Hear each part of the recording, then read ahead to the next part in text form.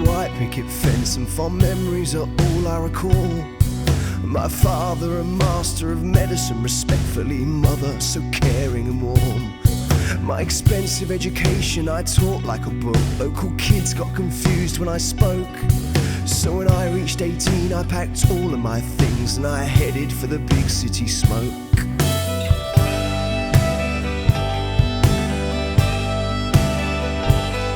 I'd spend most of my days charming my way into jobs, into young women's beds, living happy in bedlam, high, wide and handsome, with the candle on fire at both ends.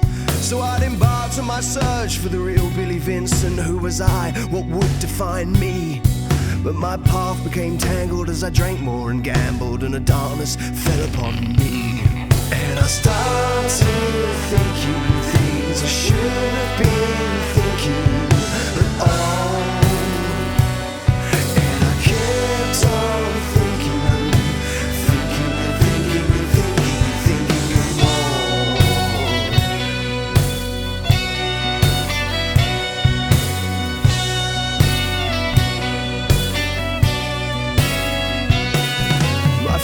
was a man I could hardly ignore as I spied him from across the tavern, dripping in gold, tattoos green and old, and his belly stuck out like a cannon. I mean, it wasn't that hard to disguise such a deed when there's a room of 100 tongues all a-wagging.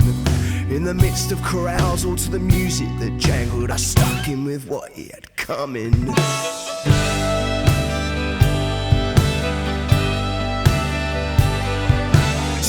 In his chair I helped him go there, and I fashioned his limp hand round his snifter.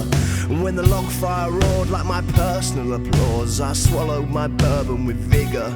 So then up from my chair amongst the scum and the cheer, I went unnoticed, unpraised, unsung. I went swift up the lane, and from the tavern it came. That girl screamed of every piece of her lung. So I started doing things I shouldn't have been doing at all.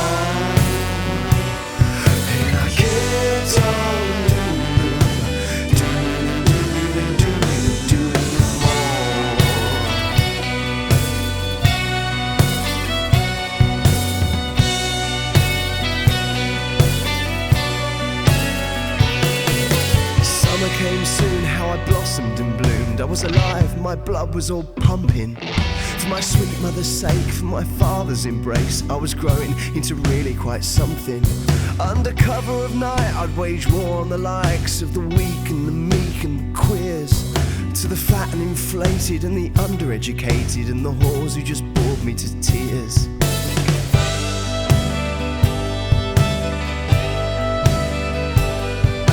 Belligerently done after work in the slums, where I'd pick out the worms from this apple.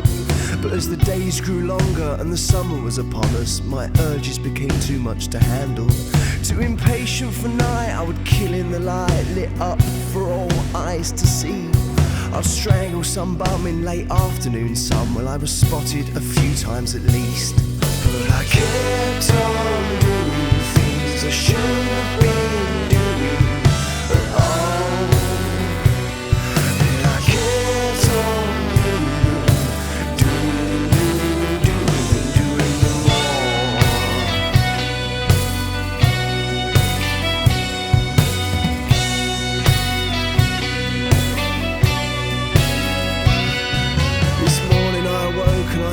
And I croaked, seized on my every last vein.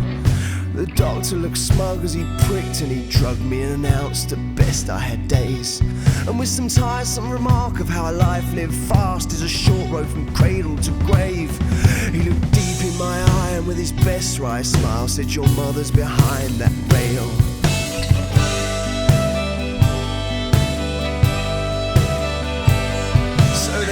With the curtain, my dear mother was certainly standing there, all tissues and Catholic. May God help you, son, for these deeds you have done are so vile, so ugly and so horrific. It's my Christian duty to speak only truth and disclose the one secret of mine. The man you call dad, you must please understand, is not your father, you're another man's child. The machine stopped beeping, my mother was screaming, "Doctor, please, he's just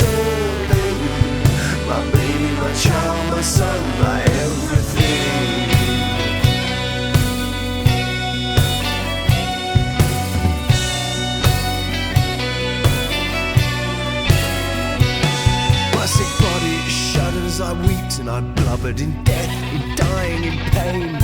I do not believe you, I will not believe you. Please don't tell me all of this was in vain.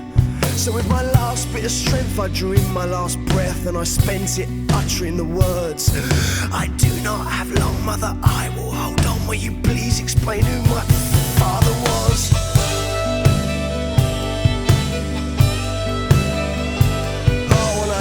Through the tears as my life disappeared, she pulled a newspaper from her sensible coat with a front page story of murder and gore. She said, not a stranger thing I've ever known.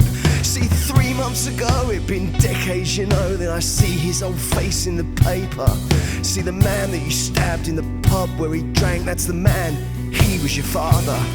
And I gazed at the page as my life drained away. Father posing in his local tavern, and he was dripping in gold, tattooed